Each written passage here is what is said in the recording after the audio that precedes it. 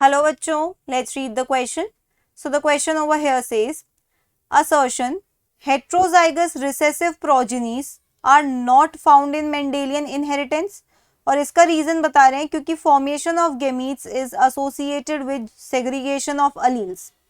ठीक है, यहाँ पे दो सेंटेंस दिए हैं, असर्शन और रीजन.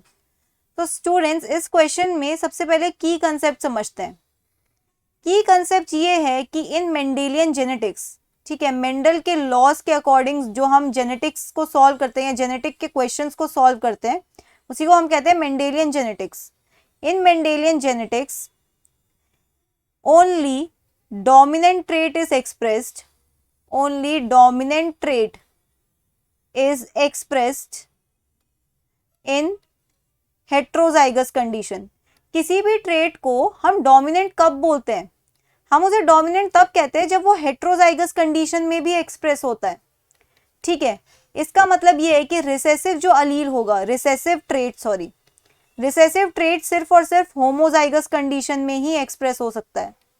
होमोजाइगस कंडीशन, क्योंकि हेट्रोजाइगस कंडीशन में तो इसके साथ डोमिनेंट वाला भी प्रेजेंट होगा ना, और वो डोमिनेंट वाला अपने आप को एक्सप्रेस करेगा, इसको एक्सप्रेस नहीं करने देगा. ठीक है, तो इसको क्या कहते हैं हम? इसको बोलते हैं हम law of dominance. Law of dominance जो मेंडल ने दिया था. ओके, तो इस हिसाब से जो असर्शन यहां पर गिवन है वो ट्रू हो जाएगा. जो असर्शन हमें यहां पर गिवन है that is true.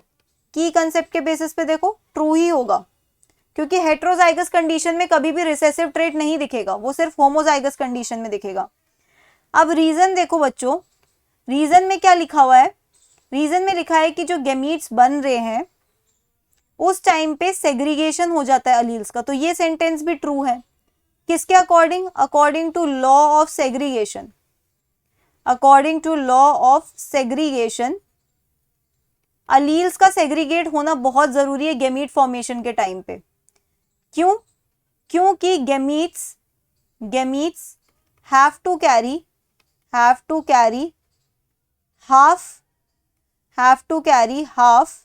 the genetic material. So alleles have to be segregated.